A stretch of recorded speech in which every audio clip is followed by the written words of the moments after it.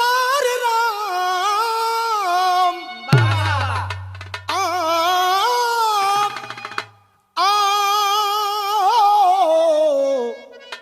संवरिया हो भोले बाबा जोगिया हो राम।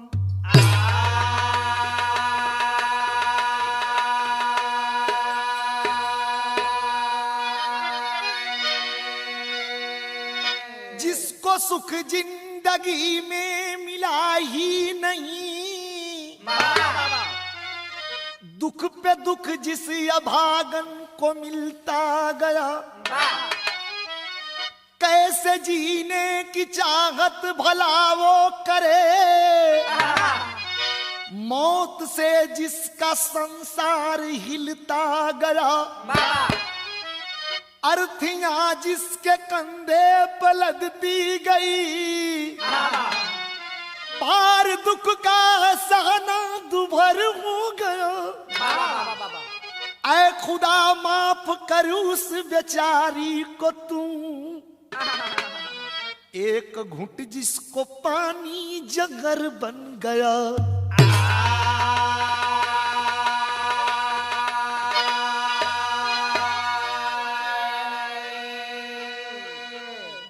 बिरहा के कैसेट के श्रोता बंधु, आप लोगन के बीच में अब तक तमाम कांड गवायल, लेकिन ई बेदना, ई कुदरत का कहर, 15 अगस्त का भयावह रात का आंख के सामने घटित घटना देख के हमार मन भयल कि आप लोगन के बीच तक पहुंचा दें।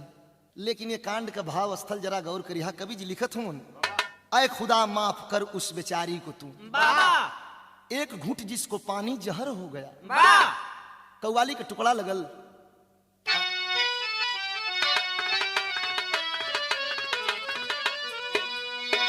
आए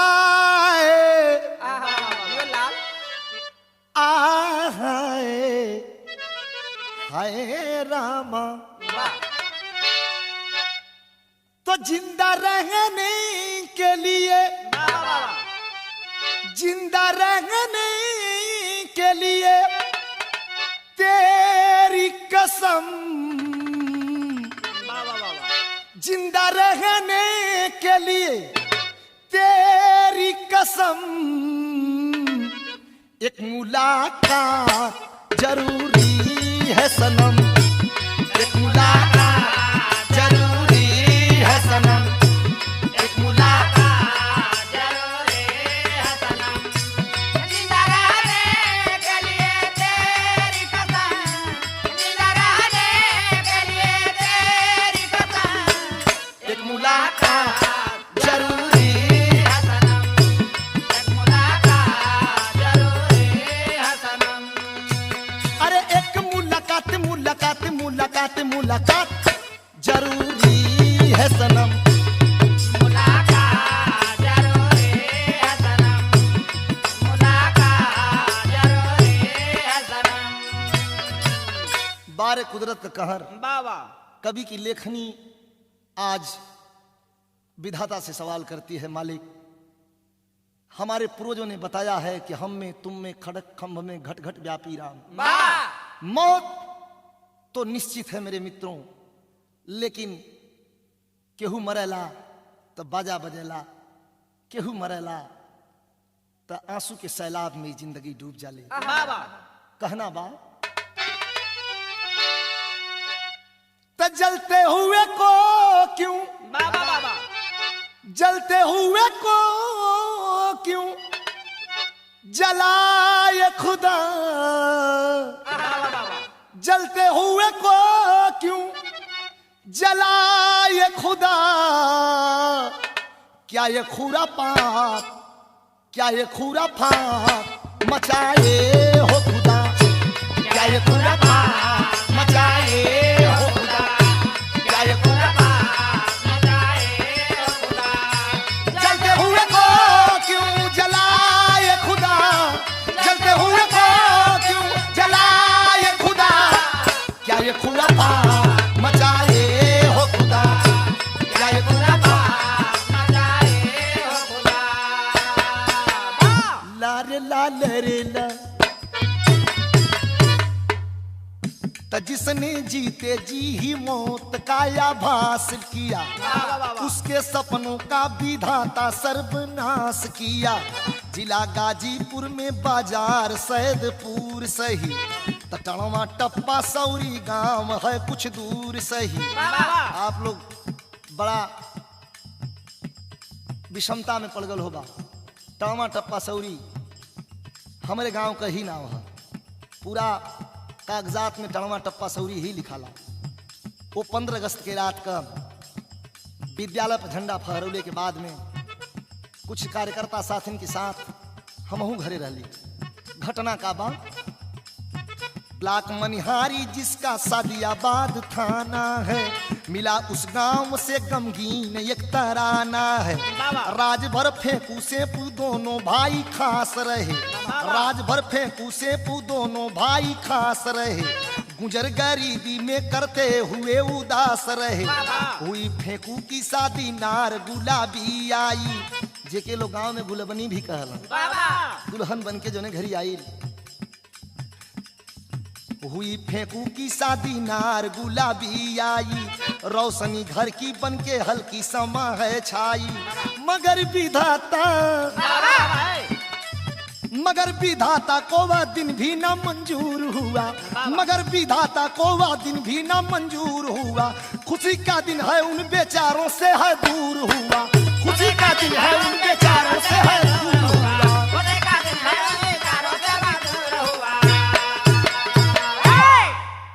शादी भइल, फेंकू का दुल्हन अइलिन बाबा गुलाबी उर्फ गुलबनी। दिन बीते लगल, गरीबी मौज में बीतत बा। कवि जी एक ठे तर्ज लिखला मास्टर।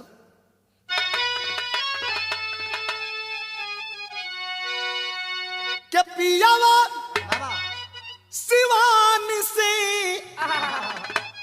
पियावा सिवान से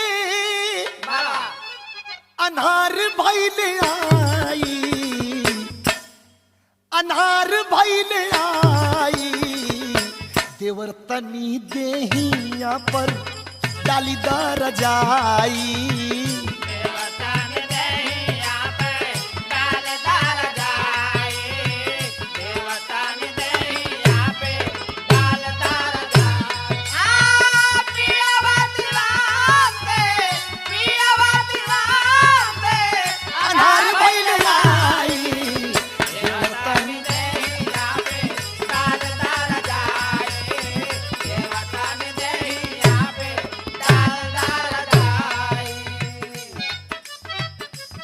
तर्ज बा।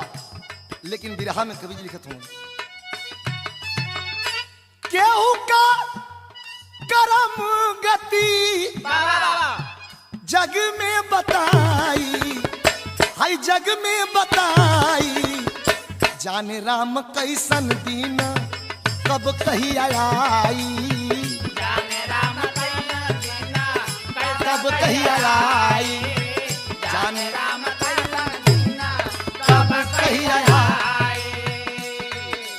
अरे कुछ दिन बाद भइले फेंकू कह मरनवा, कुछ दिन बाद भइले फेंकू कह मरनवा, कुछ दिन बाद भइले फेंकू कह मरनवा। चढ़ल जवानी में बाबा गुलाबी उर्फ गुलबनी दुल्हन बन के आई, ज्यादा दिन तक की रोशनी ना रहल। कुछ दिन बाद भइले फेंकू कह मरनवा, कुछ दिन बाद भइले फेंकू कह मरनवा, कुछ दिन बाद भइले फेंकू कह मरनवा। माटी में मिलल बा गुलाबी के सपनवा, माटी में मिलल बा गुलाबी के सपनवा, माटी में मिलल बा गुलाबी के सपनवा।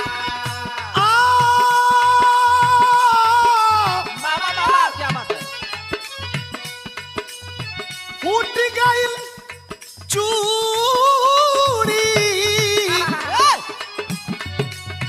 फूट गइल चूड़ी गइल सेनुरा धोआई। ना जाने राम कैसन दिन कब आई, ना जाने राम कैसन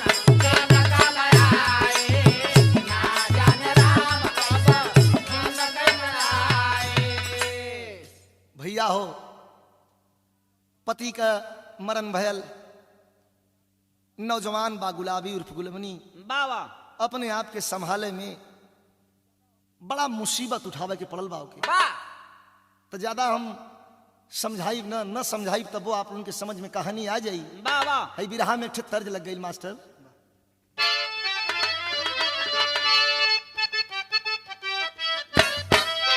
तर्ज है बा, हो तेरे प्यार में मैं मर जावा, हो तेरे प्यार में मैं मर जावा, तेरा नाम ये दिल कर जावा। तेरे प्यार में मैं मर जावा, तेरे नाम ये दिल कर जावा। तेरे प्यार में मैं मर जावा, तेरे नाम ये दिल कर जावा।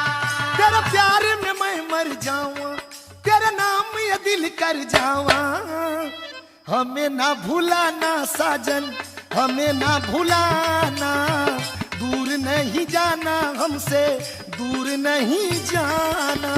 हमें ना भुलाना साजन, हमें ना भुलाना, दूर नहीं जाना साजन, दूर नहीं जाना। हमें ना भुलाना साजन, हमें ना भुलाना, दूर नहीं जाना साजन, दूर नहीं जाना। भैया हो एक सुहागिन के बाबा। अब ऐसे बड़ियार दुख का होई, बाबा ई कवन दुख बा, रो रही है, बिलख रही है क्या। बा कहे आज पिया बिसरवला, कहे आज पिया बिसरवला, आधी उम्र में विधवा बनवला। कहे आज पिया बिसरवला, आधे उम्र में विधवा बनवला। कहे आज पिया बिसरवला, आधे उम्र में विधवा बनवला। कहे आज पिया बिसरवला, आधी उम्र में विधवा बनवला। अब कहवा जाई सैया, अब कहवा जाई, अब कहवा जाके दिल के दुखवा सुनाई। अब कहवा जाई सैया, अब कहवा जाई, अब कहवा जाके सैया दुखवा सुनाई। अब कहवा जाई सैया, अब कहवा जाई, अब कहवा जाके सैया दुखवा सुनाई। खाई के माहूरियापन जनवा गवाई।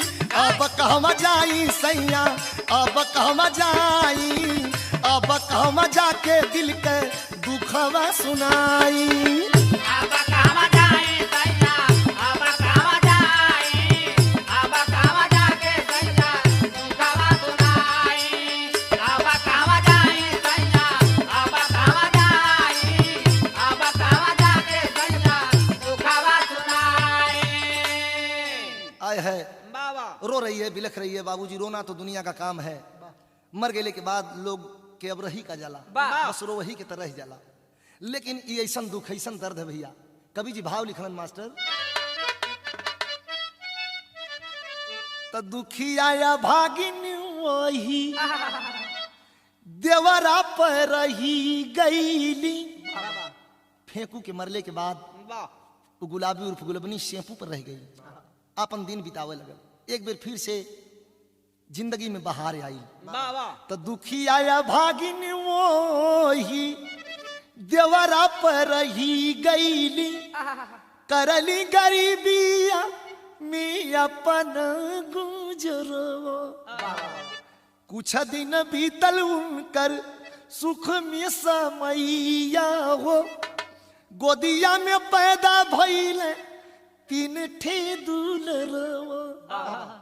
सतीराम लछीराम औरी चनरमा हो, अचरा में आई गईले बनी के सहर।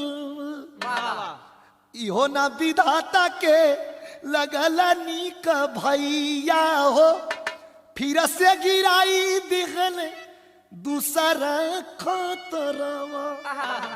पूरी उम्र दुखे में बीतत रह गई। तीन ठे लड़का भइलन, सतीराम लछीराम चंद्रमा, तीनों का लालन पालन कर रहे हैं। यही बीच में एक ठे और दुख गिरल। का? कौन दुख गिरल मास्टर? सेपू की भी हुई मौत।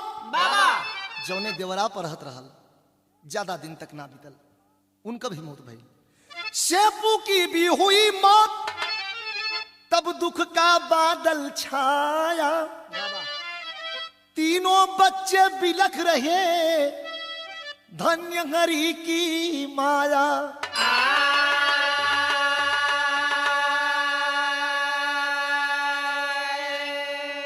एक मौत आगे, दूसर की मौत फिर। तो रोवली गुलाबी देख बचवन के मुहावा, ले बदिनवा बीताए। गौआ नगरिया से लेके सगरवा, बचवन के रगली जिलाए। तीनों अब सयान भइले, हो गयल बिया गावा।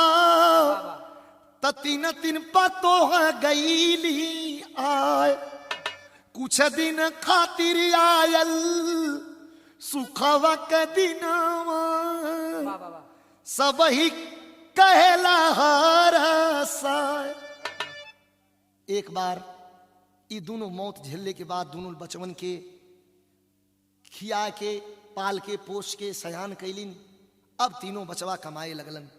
एक बेर फिर से जिंदगी में पतझड़ में बहार आ गई। बिरहा में फिर तर्ज लग गल मास्टर।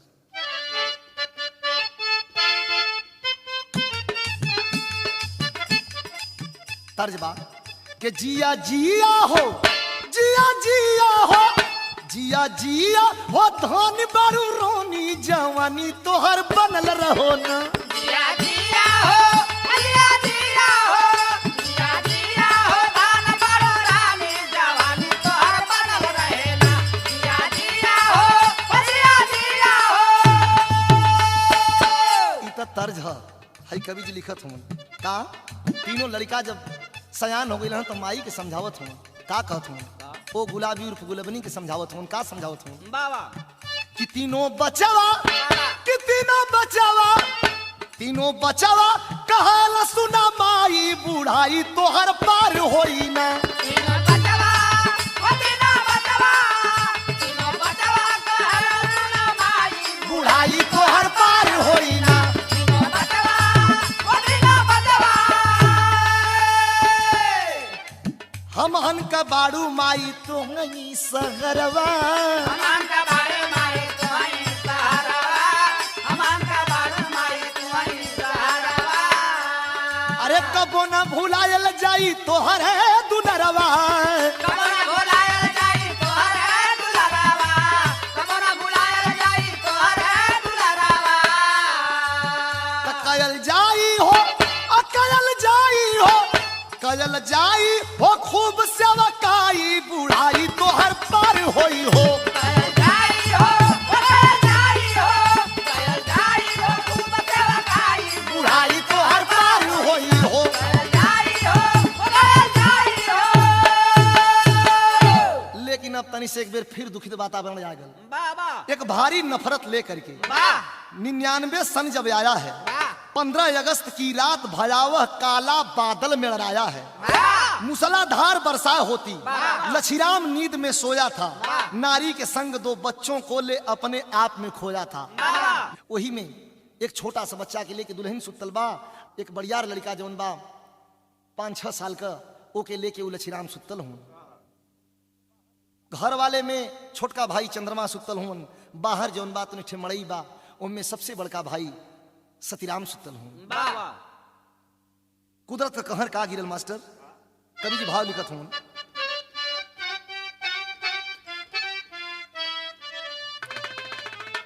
त आधी रतिया के खूलल मझीला के निदिया, वो लछीराम का।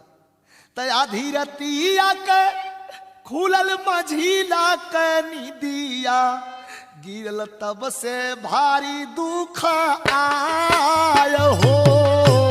गिरल तब से भारी दुख आया हो, गिरल तब से भारी दुख आया हो।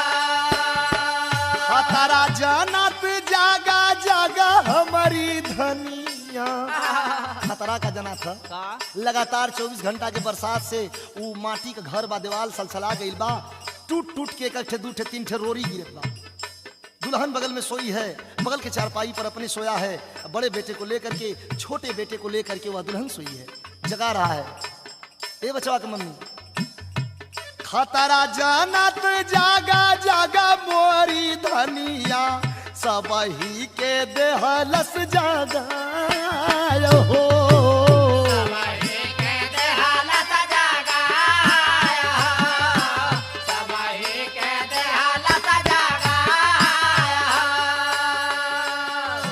जागा जल्दी चला बाबा खटिया के खींच कुल बिछवना बटोरलन खटिया के खिंचा कुला बेचवाना बाटोराल खटिया के खिंचा कुला बेचवाना बाटोराल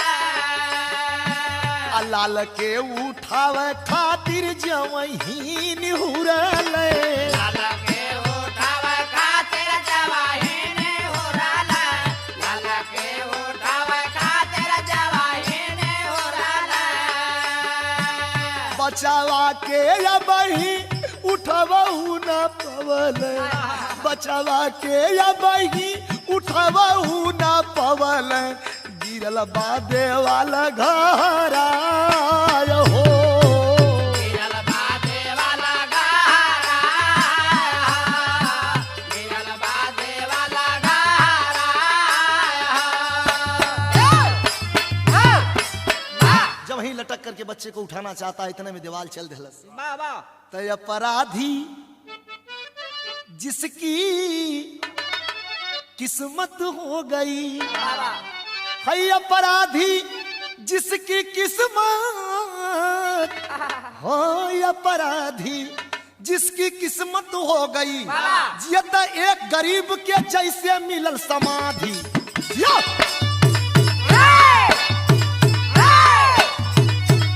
भारा के पूरी दीवाल ऊपर आ गई जैसे जियते केहू के समाधि दे दिहल जला वही तरह वो दीवालन के चट्टान के नीचे बचवा के ले लही वैसे ही बैठ गल कवि जी भाव लिखत हूँ मचा है हल्ला पूरे गांव में हरिजन बस्ती जुटी है आए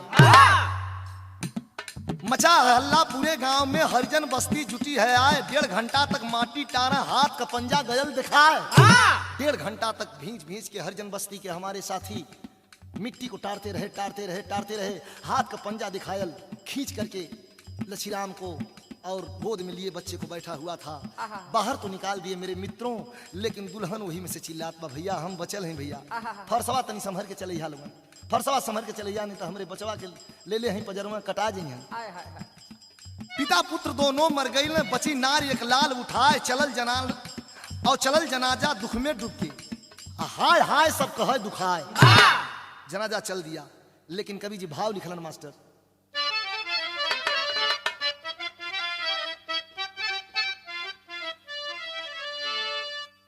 मतारी जब देखली हम बचवा के बाबा बोलावत हैं 5 मिनट तक अब हमार लाल हिल दिला अब हमार बेटवा बोल दिला अब कुछ कहला लेकिन ज्यों बैठा था त्यों ही बैठा ही रह गया सुलायद हम लोग चारपाई पर आभास हो गल मतारी के कि हमार बेटवा अब दुनिया में ना हूं बाबा रो रही है क्या मतारी रोवत हैं बचवा के अपने सूरत कोरी निहार के गांव पूर जुट गयल का रोवत हैं अरे धोखा दे के काये लछीरा बाबा तू कहावा जाले रे बाचवा अरे धोखा देके काये लछीरा बाबा तू कहावा जाले रे बाचवा अरे धोखा देके काये लाचिरा तू कहावा जाले रे बाचावा तोरले बुढ़ाइया में हमारी पजरिया तोड़ले बुढ़ाइया में हमारी बाजारिया तोड़ले बुढ़ाइया में हमारी बाजारिया अरे देखू तनी तो के ई बोलावली मतरिया देखो ताने तोके ई बोलावे मतारिया देखो ताने तोके ई बोलावे मतारिया अरे कौन हमके भला कावन हमके दे के ई नमावा तू कहवा जाले रे बचावा। अरे कावन हमके दे के ई नमावा तू कहवा जाले रे बचावा।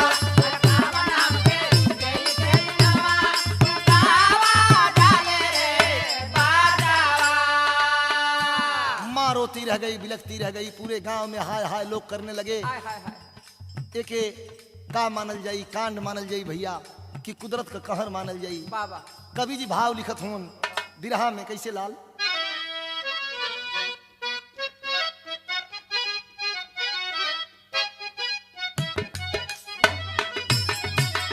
लेकिन रोवली गुलाब कि रोवली गुलाबिया जी सबके समनम भैया। अरे केहू भैया देता हमारे लाल के बोलाई। 16 अगस्त के चलल बजन जब भैया सैदपुर बाजार ब्राह रूप गईले आए। जनाजा सजावल गयल तो खाली लछीराम का जनाजा ना, एक के टिकठी पर लछीराम अब बगल में वो जोन बात हो 5-6 साल का लड़का भी वही जनाजा पर वही गोद में सोला गया। जनाजा चले लगल हो भैया तनी सा सोच के देख ला, मौत तमाम बा लेकिन बाप के कोरा में सूत के आज बेटवा कभी दुनिया से विदाई बा। बाबा दाह संस्कार होई गईला वही दिनवा भैया। डीएमएसपी साथे में विधायक गईले आए। डीएमएसपी साथ में विधायक जी अइलन ह 75,000 रुपया राहत कोष से मिलल, जौने में कि 30-30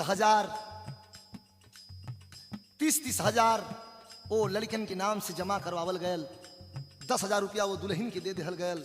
कवि जी बिरहा में भाव लिखत हुन आज वो मतारी गुलबनी शुरू से लेके आखिरी तक दुख का पहाड़ चारत आ गई।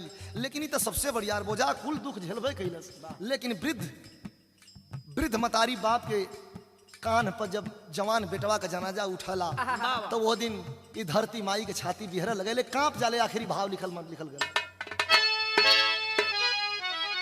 आखिरी में उरोवत बा का कहत बा, अरे बोला ये विधाता आगे कवन मोर गति, कितना हमसे यही बुढ़ाई में ढोवई बायरथी।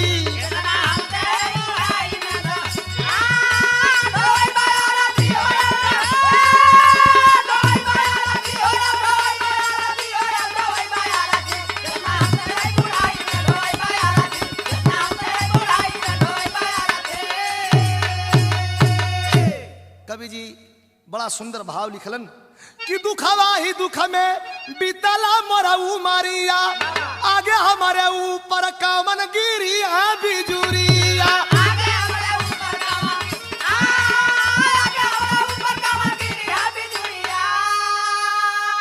बलको मौत दैदा जिन देखावा दुर्गति। आज मौत के अलावा दूसरी नाम हो मतारी बुढ़िया के ना चाहत बा। गुरु बिहारी, गुरु गणेश, गुरु रामलाल मोर बांका, स्वर्ग चंद्रिका कवि बच्चन का विजय पताका। अपराधी जिसकी किस्मत हो गई विजयी प्यारे लाल कब काल निशाना साधी। अपराधी जिसकी किस्मत बन गई